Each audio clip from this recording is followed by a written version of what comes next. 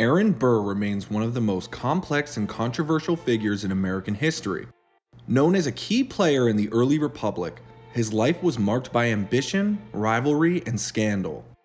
Let's explore the intriguing story of the man who was both vice president and accused a traitor. Aaron Burr was born on February 6, 1756 in Newark, New Jersey. Orphaned at a young age, he was raised by relatives and graduated from the College of New Jersey, which is now Princeton University, at age 16. He served in the Continental Army during the Revolutionary War and became a successful lawyer and politician. In 1800, Burr became vice president under Thomas Jefferson after a contentious election. His political ambitions often put him at odds with Jefferson and others. Burr's desire for power and influence combined with his willingness to challenge the status quo made him a formidable and controversial figure in early American politics.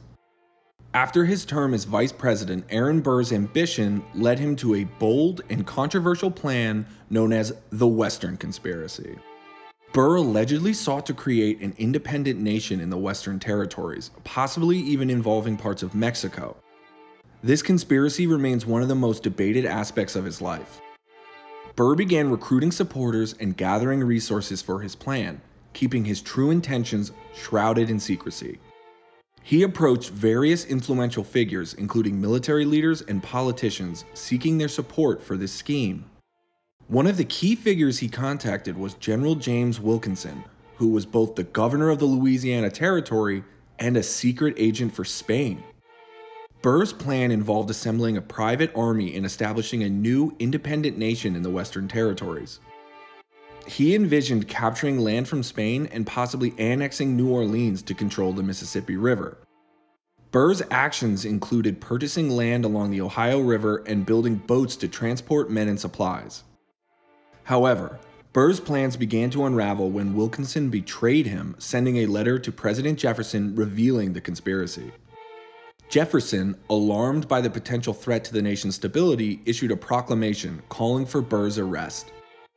In 1807, Burr was captured and brought to trial for treason in Richmond, Virginia. The trial was a national sensation presided over by Chief Justice John Marshall himself. The prosecution argued that Burr's actions constituted treason by levying war against the United States. Burr's defense team, led by the prominent lawyer Edmund Randolph, skillfully argued that Burr's actions did not meet the constitutional definition of treason, which required proof of an overt act of war. Despite extensive evidence of Burr's preparations and intentions, the prosecution could not provide concrete evidence of an actual armed insurrection. Ultimately, Burr was acquitted due to the lack of definitive proof. The trial, however, left his reputation in tatters and further tarnished his legacy. Following the treason trial, Aaron Burr's life took a downward turn. He spent several years in self-imposed exile in Europe attempting to revive his fortunes.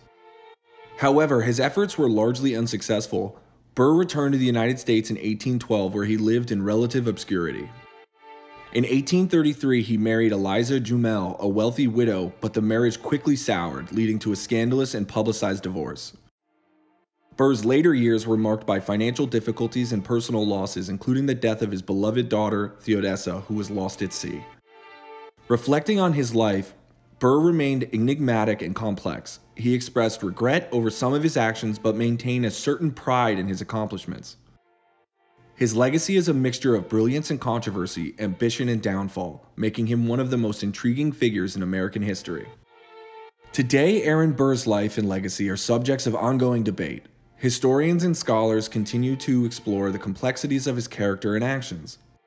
Some view him as a tragic figure whose ambitions led to his downfall, while others see him as misunderstood and maligned patriot. His role in the duel with Hamilton and the Western Conspiracy remains controversial. If you enjoyed this video, please like and subscribe and follow along for more 5-Minute Histories.